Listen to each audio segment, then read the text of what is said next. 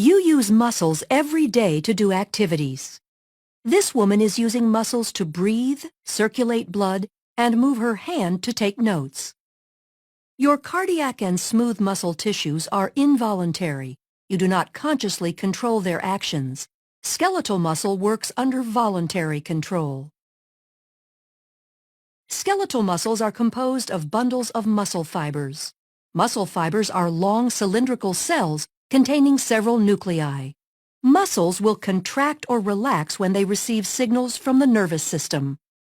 A neuromuscular junction is the site of the signal exchange. This is where the synaptic bulb of an axon terminal and muscle fiber connect. Muscle fibers are composed of many myofibrils. A myofibril contains contractile units called sarcomeres. Sarcomeres run adjacent to one another down the length of the myofibril. Each sarcomere consists of alternating thick and thin protein filaments, giving skeletal muscle its striated appearance. The muscle contracts when these filaments slide past each other.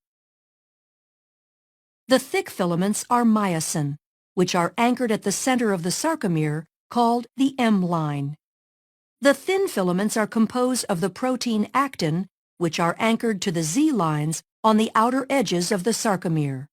Because the actin filaments are anchored to the Z-lines, the sarcomere shortens from both sides when actin filaments slide along the myosin filaments.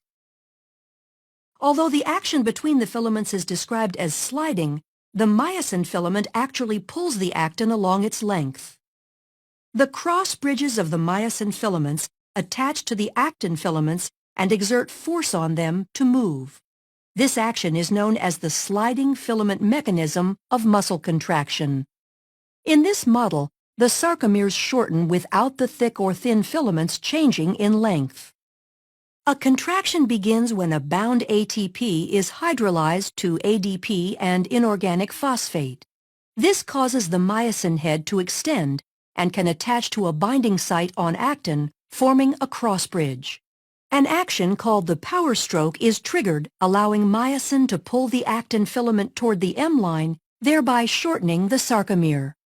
ADP and inorganic phosphate are released during the power stroke. The myosin remains attached to actin until a new molecule of ATP binds, freeing the myosin to either go through another cycle of binding and more contraction or remain unattached to allow the muscle to relax. Muscle contractions are controlled by the actions of calcium. The thin actin filaments are associated with regulatory proteins called troponin and tropomyosin. When a muscle is relaxed, tropomyosin blocks the cross-bridge binding sites on actin. When calcium ion levels are high enough and ATP is present, calcium ions bind to the troponin, which displaces tropomyosin, exposing the myosin binding sites on actin. This allows myosin to attach to a binding site on actin, forming a cross bridge. Calcium ions are stored in the sarcoplasmic reticulum and are released in response to signals from the nervous system to contract. Neurotransmitter molecules are released from a neuron and bind to receptors, which depolarizes the membrane of the muscle fiber. The electrical impulse travels down the T-tubules and opens calcium stores. Calcium ions flow to the myofibrils, where they trigger a muscle contraction. As the actin and myosin slide along each other, the entire sarcomere shortens as the Z-lines draw closer to the M-line. As the sarcomeres in myofibrils contract, the entire muscle fiber will shorten. When muscle fibers contract in unison, a muscle can produce enough force to move the body, allowing you to take notes.